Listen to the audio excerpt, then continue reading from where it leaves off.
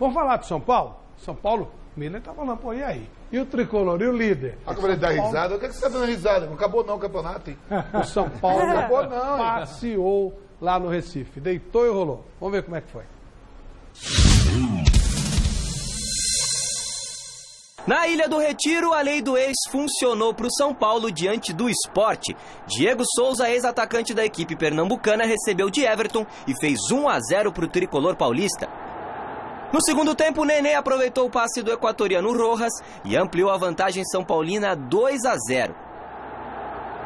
O Sport descontou com o Marlone cobrando falta que desviou na barreira, mas o São Paulo marcou o terceiro com o colombiano Trellis, após esse lançamento maravilhoso de Hudson do campo de defesa.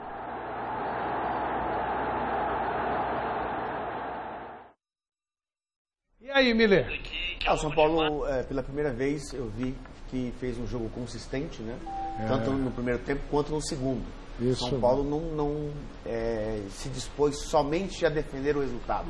São Paulo foi para frente para conseguir ampliar o resultado. Então, acho que, independente da fragilidade do adversário, que realmente é um time que vai brigar para não cair, o São Paulo foi lá e conseguiu jogar bem no primeiro e no segundo tempo. E um detalhe, os 3 gols do São Paulo foram gols, né, construídos, né? Gol de jogadas, né? Outro dia eu estava vendo o jogo do Flamengo, né, contra o Cruzeiro mesmo. O Flamengo, a falta saía quase no meio campo, eles nem rifavam a bola dentro da área. Eu acho que o time do Flamengo, tecnicamente, é muito bom. Mas o São Paulo hoje conseguiu esta regularidade nos 2 tempos, mandou no jogo, em momento algum ficou ameaçado. Com 5 minutos ali, quando o Sport diminuiu, fez o primeiro gol, esboçou uma reação, mas teve que se expor. E aí o Hudson achou o Trellis lá na frente, um lançamento de 50 metros. O Trellis foi inteligente, né? Já jogou a bola na frente, deu tapa e conseguiu finalizar, fazendo o terceiro gol e matando o jogo e conseguindo um resultado importante. E sem dúvida nenhuma, Flávio, quando um time está neste embalo, neste momento, dificilmente ele cai de produção. Então, isso que eu ia te perguntar. Você sente consistência já no time? Sente consistência, até porque o Nenê estava mais descansado, o Diego Souza mais descansado, e esses jogadores acima de 30 mais descansados, eles produzem mais. O Nenê hoje, ele até os 30 minutos do segundo tempo ele jogou, depois entrou o Shaino, mas até quando ele estava no campo, ele estava jogando livre, né? O adversário não marcava muito e ele jogou livre, que quer dizer, ele na dinâmica de jogo, sempre acionando o Rojas pela direita, que hoje também fez uma grande partida. Então acho que o São Paulo conseguiu, com seus principais jogadores, de novo, desenvolver o melhor futebol. Ô Flávio, eu sugiro que você contrate o Miller como comentarista de futebol, porque está perfeita a análise dele. É exatamente isso. Pela primeira vez, São Paulo não fez um gol e ficou lá na rede. Eu pensei que você ia falar que pela primeira vez o Miller analisou certo. Fiquei até com medo. É fase, ele sabe que eu sou fase, né? Porque a gente tem que levar em conta a fase, né? A gente fala muito disso aqui, né? Quando a bola não entra, esse lance do Trellis aí é claramente um momento de que o time está vivendo uma grande fase. Grande fase, eu digo, com os astros conspirando a favor. Porque nós já vimos vários lances assim, a bola bate na trave e vai embora, o zagueiro aparece em tempo, o cara tem a chance que o Trellis teve e coloca para fora do campo. Enfim, aí deu tudo certo, né? Quer dizer, deu tudo certinho para o Trellis. Então, eu acho que a fase do São Paulo está muito boa. Se vai continuar assim, é uma outra conversa. Mas que é o momento em que está dando tudo certo, é um negócio. O nego não está nem cansando. Vai jogar em Recife com 40 graus e não cansa. Mas vocês viram que o lançamento espetacular foi do Hudson. Que não é um mau jogador, mas peraí. 50 metros, né? Mas peraí, né? É isso aí. É fase boa, hein, Vamp? Ah lá, Gerson, lembra o lance do Gerson na Copa, né? Olha aí. Esse lance do Gerson não é do Pelé que estava ali, mas saiu o gol, né? Tem algo mais, não tem? Tem algo mais. Tem um ventinho a favor, né? Tem um ventinho a favor. Também tem, o Vanderlei, a confiança, né? Isso aí. A confiança dos atletas claro, é muito importante. E a gente sente isso no time do São Paulo.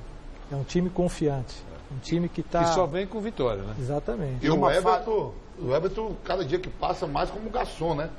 No jogo passado, ele passe para gol, todo jogo ali aberto, dando passe para gol. Essa foi a Ô, Fabito, numa boa. fase que a gente vê exaustivamente os volantes pegando a bola e tocando de lado, sim, o Hudson pega a bola, dá um lançamento na vertical, 50 metros, deixando o seu companheiro na cara do gol, é para ser elogiado. Claro que é, claro que então é. acho que... Não, ele não é mau jogador, não. Ele estava subaproveitado. Exatamente. Não é para meter lançamento de 50 metros, mas ele não é mau jogador, O ano não. passado ele jogou muito bem no Cruzeiro, por isso o São Paulo trouxe ele de volta, né? E estava para ser emprestado ao Flamengo. O Santos Esse queria ano, também, né, no o começo Santos do ano. queria. Exatamente, ele é um jogador do mercado.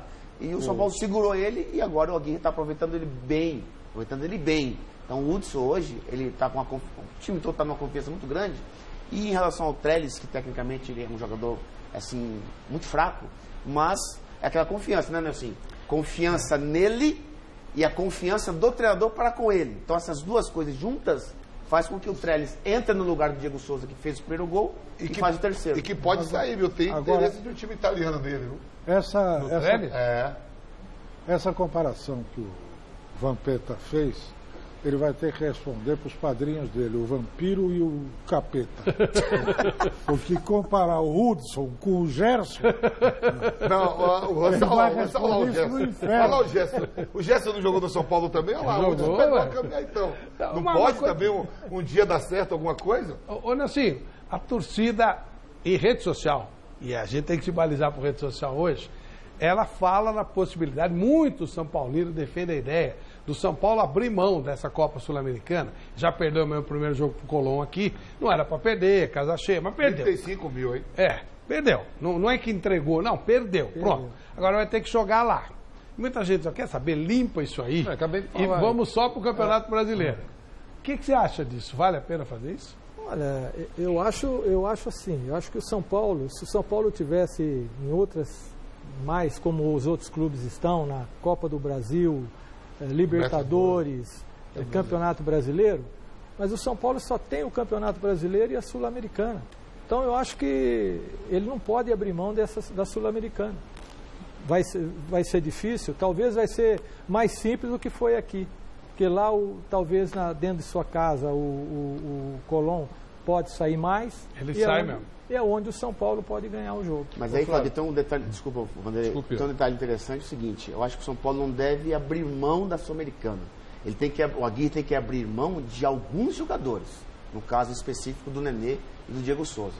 São jogadores que não podem jogar 2 vezes na semana, até porque eles não aguentam fisicamente. Então acho que você não levaria os dois para a Argentina? Não levaria os dois, levaria o Chaime, levaria outros jogadores para substituir os dois e guardá-los para o Campeonato Brasileiro. Tem essa Paulo coisa de se jogar no chão e dar graças a Deus de estar nessa situação no Campeonato Brasileiro e se agarrar a isso com todas as forças e crenças. Esqueça o resto. Tem que cuidar do brasileiro. Há quanto tempo já não está nessa posição? Com condições de ser campeão? Desde o tempo do Osório. São Paulo, é verdade. Desde o tempo do Osório. É um número enorme, um tempo enorme. Flávio, você falou de rede social, que serve para a gente ser monitorado, né? É verdade. A opinião pública, ela se manifesta pelas redes sociais. E o São Paulo é líder do campeonato, mas claramente, grande parte da torcida entende que está nessa condição sem um grande goleiro. E que na virada do ano o São Paulo deve correr atrás, campeão ou não, de contratar um goleiro. Eu acho que é legal a gente falar um pouquinho sobre isso, porque para muita gente é uma crueldade isso que se faz com o Sidão. Mas eu vejo com um pouco de justiça esse inconformismo da torcida. É um goleiro normal, não é um goleiro que inspira grande confiança. Então, a torcida que mostra um descontentamento com o Sidão não me parece assim apenas outrismo, sabe? Vamos colocar qualquer outro lá e vai continuar a mesma reclamação. Eu não sei o que vocês, vocês pensam sobre isso. É que a torcida de São Paulo está ainda vivendo, latejando a presença do Rogério Ceni. Você acha que é isso? Eu acho que é isso. Foram muitos anos de um goleiro extraordinário. E, de repente, o nível... Helena, mas eu acho que está acontecendo também um processo inverso. Por exemplo, o Denis. Conheço bem o Denis, até como pessoa e tal. O Denis não aguentou substituir o Rogério. Então. Eu digo assim, emocionalmente. Exatamente. Ele, claro que ele não é o Rogério, sabe disso. Mas ele não era tão ruim como ele foi no São Paulo. Esse menino, Renan, mesma coisa. Não era tão ruim assim. O Jean chegou, custando uma fortuna, e eles não jogam. Eu acho que, é claro que existe essa saudade, é lógico. O palmeirense precisou trazer o Prazo para esquecer do Marcos e tal. Mas o problema é que também pelo lado psicológico. Eu acho que alguma coisa lá dentro. Mas é a pressão disso. Porque uma coisa. Nalginho, porque os goleiros não estão funcionando no São Paulo. Porque, sem dúvida, existem comparações, né?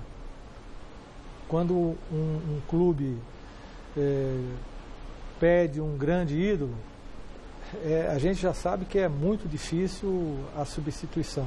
O que tem que ter é paciência, né? Tem que ter, dar um tempo, né? Eu acho que o Sidão, ele tem falhado em alguns lances, mas na maioria das vezes também ele tem ajudado bastante o São Paulo. Tem assim, dentro do campo, sendo um jogador importante para o São Paulo, né? E o São Paulo está na posição que está, não é porque não tem um goleiro ruim, tem um goleiro bom, não é? Eu acho, na minha opinião, como o próprio Jean, que veio do Bahia, né, tinham que ter dado mais oportunidade para esse. É um goleiro jovem, né? Então é questão de você, não é você trazer e depois não dar uma retaguarda. Tem que dar uma retaguarda. Eu lembro que quando o Marcos parou, o Palmeiras queimou uns 3, 4 goleiros, né? Fábio, Bruno, o próprio Deola foi, né?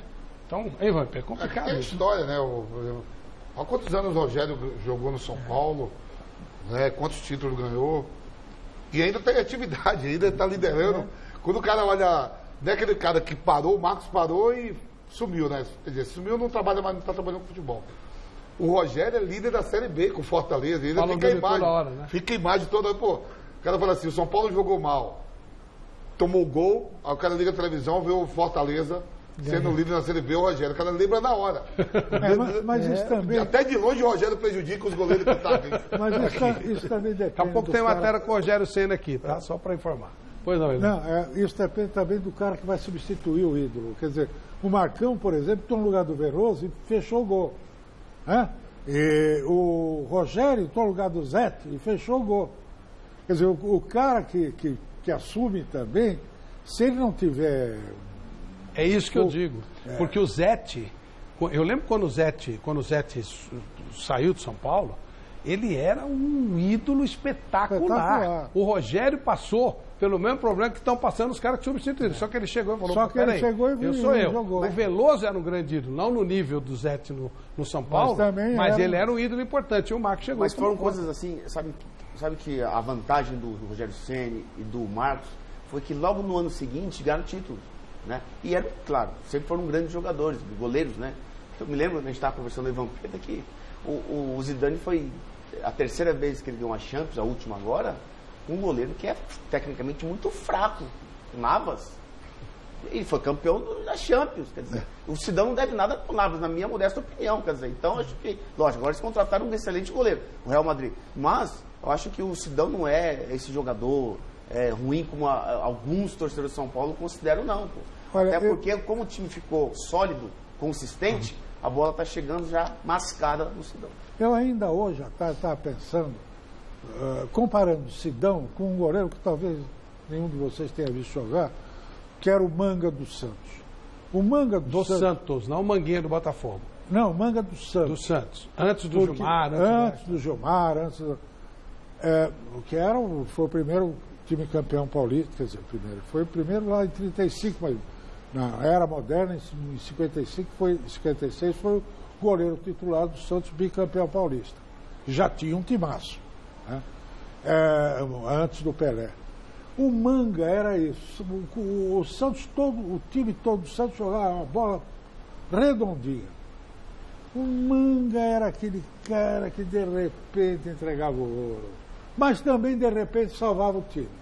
Mas, Flávio, dentro do grupo de jogadores mesmo, a gente sabe disso aqui, você jogou, todo mundo é profissional, todo mundo tem amizade, mas se a gente tiver um goleiro que é seguro, passa uma tranquilidade pro resto do time todo. Mas você sabe o que... Aí eu já não sei assim, o Sidão tem uma liderança dentro do São Paulo. Então, isso que eu ia dizer. Então, se os caras se sentem bem, o técnico teria até, pelo que a gente ouve, eu não frequento o São Paulo, pelo que a gente ouve, o Sidão, essa liderança dele, ela se ele sair do time, teria um trio de líderes. o Nenê, o Sidão e o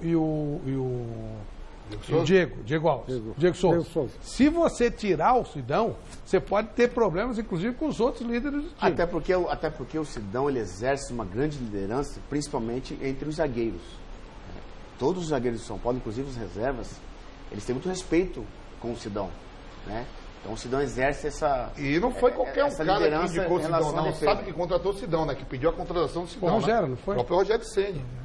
O Rogério Ceni pede a contratação do Sidão. Que era reserva no Audax. Então, era reserva do Felipe, o Sidão vai para o Botafogo do Rio. E ficou uma briga muito grande. O Lopes era diretor, o Antônio Lopes, diretor do Botafogo. O Sidão titular, o Jefferson se machucou. E eu lembro bem, eu como presidente do Audax, ficou a briga para ver o São Paulo e o Botafogo oferecer um leiloano lá com o clube para ver. O Sidão que decidiu. Eu lembro que o Sidão me ligou, eu falei, ó, a decisão está em sua mão, você que vai dizer para onde você vai e o clube faz a operação.